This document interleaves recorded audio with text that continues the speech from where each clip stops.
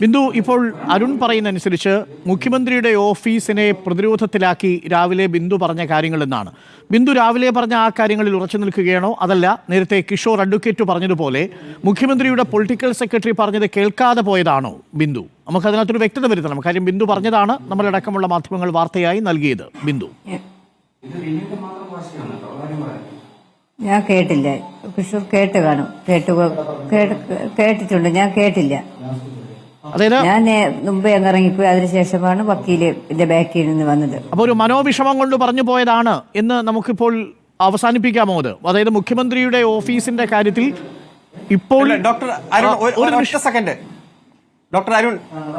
ഒരു നിമിഷം അരുൺ, മുഖ്യമന്ത്രിയുടെ ഓഫീസുമായി ബന്ധപ്പെട്ട വിഷയത്തിൽ ഇപ്പോൾ ബിന്ദുവിന് പരാതിയുണ്ടോ?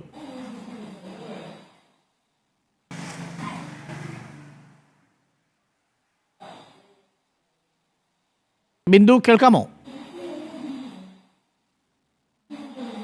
കേൾക്കാം. മുഖ്യമന്ത്രിയുടെ ഓഫീസുമായി ബന്ധപ്പെട്ട് ഇപ്പോൾ ബിന്ദുവിന് പരാതിയുണ്ടോ? പരാതിയില്ല.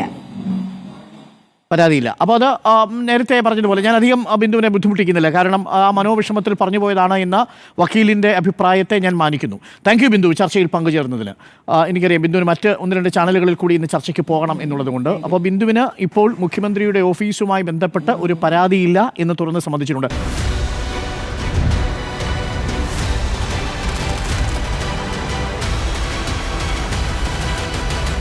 Debate with Dr. Arun Kumar.